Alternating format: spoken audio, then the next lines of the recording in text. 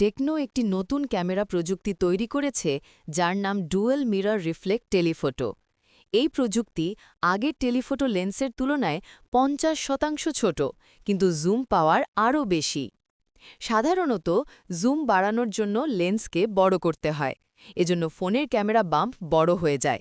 কিন্তু টেকনো ঠিক উল্টো কাজ করেছে, তারা লেন্স ছোট রেখে জুম ক্ষমতা বাড়িয়ে ফেলেছে। এটা কিভাবে সম্ভব? টেলিফোটো লেন্সে আলোকে লম্বা পথ নিতে হয়। আলো যত বেশি দূর যায়, জুম তত বেশি হয়। এজন্য লেন্সের ভেতরে বড় জায়গা লাগে। কিন্তু ডুয়াল মিরর রিফ্লেক্ট সিস্টেম এই সমস্যার সমাধান করেছে।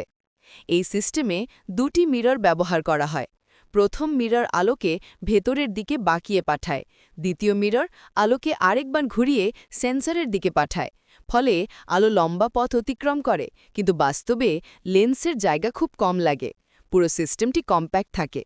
এই ডিজাইনের কারণে বেশি জুম পাওয়ার, কম লাইট লস, তীক্ষ্ণ ইমেজ, ছোট lens module, slim phone design এবং ছোট ক্যামেরা বাম্প সব একসাথে পাওয়া যায়। এটা মূলত পেরিস্কোপ লেন্সের আরও উন্নত এবং ছোট সংস্করণ।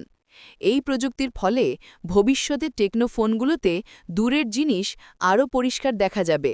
কম নয়েজ, বেশি আলো, স্টেবিলাইজ টেলিফোটো ভিডিও এবং পাতলা ফোন ডিজাইন সবই সম্ভব হবে। টেকনো প্রমাণ করে দিয়েছে যে বড় লেন্স না থাকলেও বড় জুম করা যায়।